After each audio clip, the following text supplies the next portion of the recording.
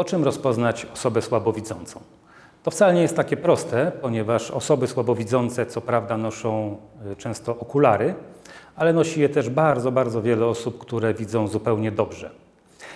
Takie osoby przy odrobinie wprawy można poznać po ich zachowaniu.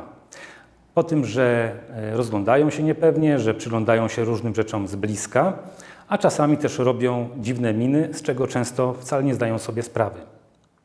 Niektóre osoby słabowidzące w niekorzystnych warunkach zachowują się jak osoby niewidome. Niektóre mają tak po zmroku, kiedy jest zbyt ciemno dla nich, albo w zbyt jaskrawym słońcu.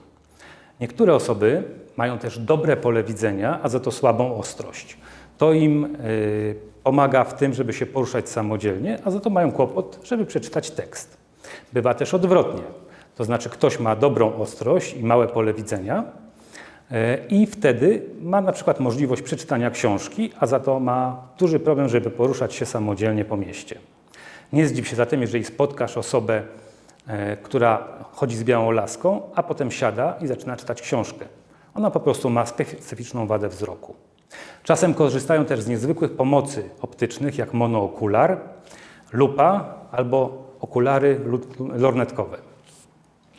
Jak się zachować wobec osoby słabowidzącej? Po prostu z taktem. Jeżeli jakaś osoba zapyta o to, co jest napisane na cenniku, co jest napisane w jakimś miejscu, po prostu odpowiedz. Możesz też dopytać, czy jeszcze możesz jakoś pomóc.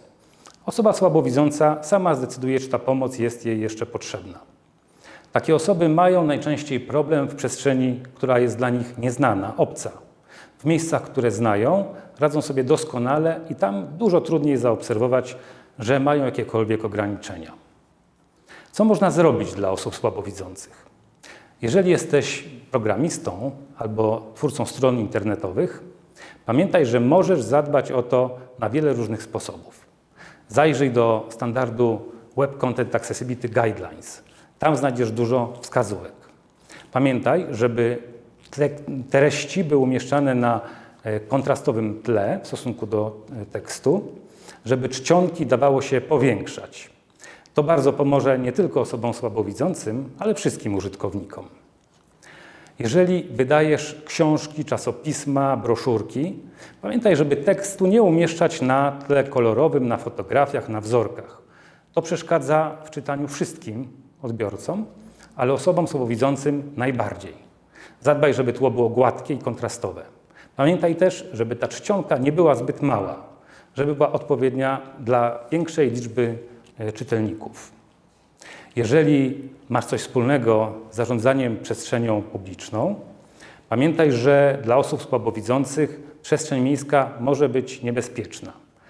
Odpowiednie kontrasty na krawędziach peronów, schodów i w innych niebezpiecznych miejscach bardzo im pomogą i nie tylko zresztą im. Pomogą wszystkim użytkownikom tej przestrzeni, zwłaszcza w ciemnościach. Pamiętaj też, żeby nie umieszczać niekontrastowych elementów w przestrzeni publicznej.